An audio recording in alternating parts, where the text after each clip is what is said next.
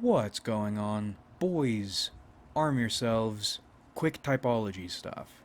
When you get into typology, initially you use it to distinguish character archetypes. You get to the next level, you get into cognitive functions, you use it to distinguish patterns of behavior. The next level, you use it to distinguish patterns in perception and cognition. The next level is a review level. That's what we're talking about today. Level 4 reiterates level 3. No, really, typology distinguishes cognition and perception, not behavior necessarily, and you need to know that. It bears repeating. And we're using TE here because it's pungent. It's easy to see, it's easy to smell, but these principles apply to all functions. Cognition and perception are not action. You study typology long enough, I'm sure you begin to realize the TE tendency toward organization. But does it actually tend toward organization? Toward planning, toward achievement? TE in and of itself takes no actions. With TE comes the desire to order the natural world, and depending on where it is in the stack, to feel you are ordering it or are capable of ordering it. So you'll see INFPs complaining about how disorganized things are and how much better they could do it, and then they do nothing. And you see that, and you think, that tracks. They are TE inferior. This is something they are paying attention to and are capable of, but it's also something they repress and don't know how to do. Not well, anyway, not without practice. And you would think dominant and auxiliary TE types would be much better at it. But that isn't necessarily the case. How many high TE types have you met who make lots of plans, set everything up, want everything outlined to the last detail, and then do nothing? In my experience, that's most of them. Surprisingly, when you are still stuck on thinking of the functions as coinciding directly with behavior, when they are not. They are cognition. They are perception. So where an INFP complains about organization and boasts about discipline, it's not like an ENTJ does anything different. They are also complaining about organization and boasting about discipline.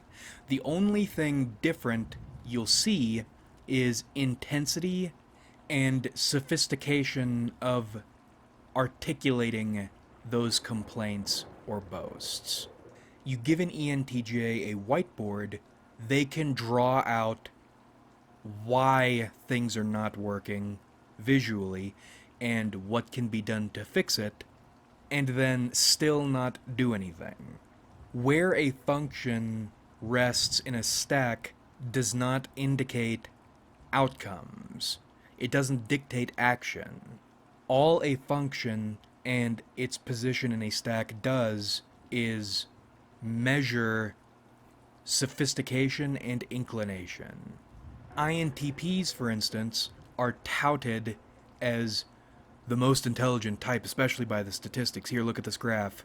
But in reality, most of them are very stupid. They're stupider than the people they are claiming they are more intelligent than. What's happening here? Well, TI, as a dominant function, sure can crunch up and spit out a bunch of shit.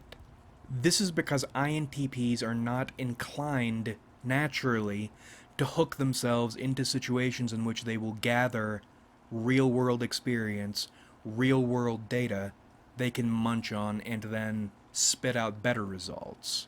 They'll take what might be, probably isn't. Do you really think you're one of the special ones high up in those statistics? Mental horsepower, and spit out garbage generated from a closed loop. And you might be thinking, Skimmerlit, didn't you say cognitive functions are mostly about perception and cognition? How could functions here inform someone's behavior? Inclination and action. If you're going to pay attention to or try to measure behavior using cognitive functions, then you need to look at it, one, from the cognition perspective, and two, not from an actions taken perspective, but from an actions not taken perspective. Right, so an ENTJ might instinctively put together a bunch of logistical thought and then do nothing. But they almost certainly won't allow other people's feelings, just because they're feeling them, influence their decision making. TE is their dominant function. They are thinking in TE mode naturally. That doesn't mean they're going to do anything. FE is their demon function. They are almost never going to be thinking in an FE manner, meaning you can safely bet their taking an action informed by FE is going to be low. They might not take an action TE came up with, but they came up with it. It's all about what's going on inside someone's head. And the reason knowing all this is important is it allows you to tune your behavior calculator better. I mean, it does help develop your understanding of typology, but the entire reason you're developing this understanding is so you can use it on things. If not on others, then at least on yourself. With other people, you can learn not to expect someone to do something just because they have that function.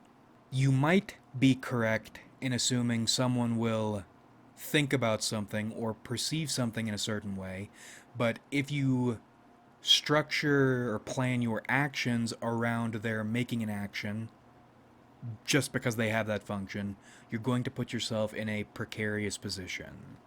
And then with yourself, well, I spend so much time thinking about or reading about this or that, or I've spent so much time putting together these super detailed plans to achieve this thing, why do I still feel stupid or like a piece of shit? Why am I not going anywhere?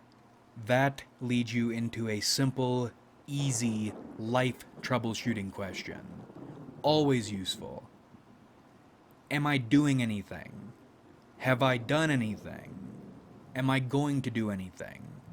If the answer is no, then it doesn't matter what type you are, what your functions are, or what people tell you your type should be. Nothing matters. Action is separate from cognition. And if you want to distinguish yourself, we've said before, with typology, category isn't a limiting thing, it's an expanding thing. You can distinguish yourself with actions. Cognitive functions are cognitive. Things to keep in mind. Like if you enjoyed, subscribe if you haven't.